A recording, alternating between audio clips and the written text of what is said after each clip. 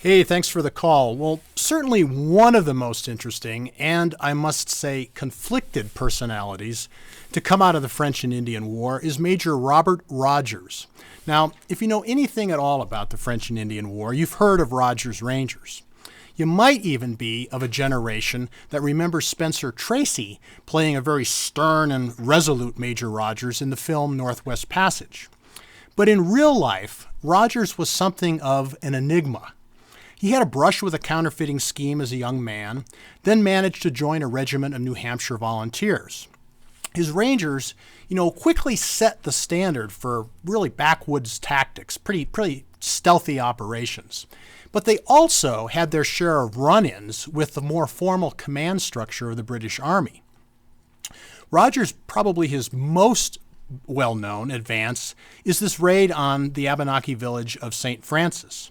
But there's a very dogged pursuit afterwards that leads to just horrific losses among the Rangers and fuels a controversy that still gets debated today about whether or not relief supplies got delivered to the right place at the right time.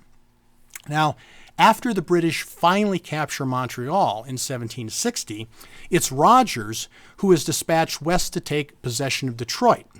And, this is somewhat ironic, Rogers is also at Detroit 3 years later, opposing Pontiac's Native American resistance, and somehow this backwoods veteran gets involved in one of the worst march and rank and file defeats that the British suffer. Looking at it, one wants to say, wait a minute here, didn't the British learn anything from Braddock's defeat?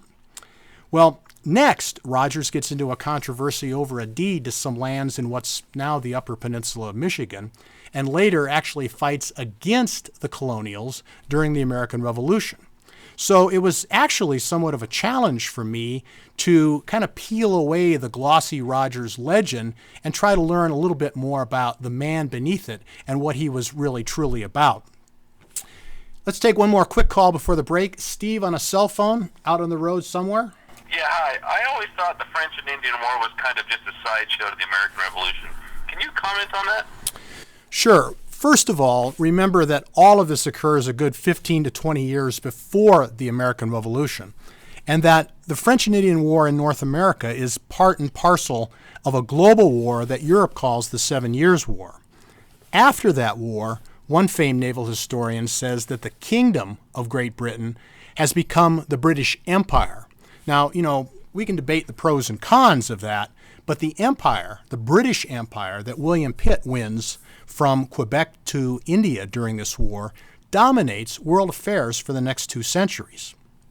Secondly, the French and Indian War really does decide the fate of the North American continent, not just between Great Britain and France, but also as to the interests of Spain and Native Americans. France is decisively expelled from North America. Spain's late allegiance to France momentarily cost it the Floridas.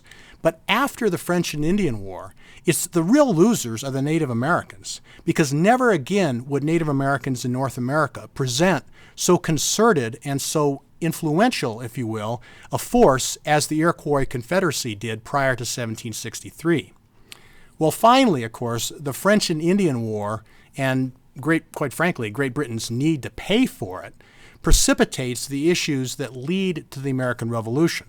Taxation without representation, trade and customs regulations, quartering troops in private homes, restrictions on westward expansion, all of those things lead up to and are issues that precipitate the revolution.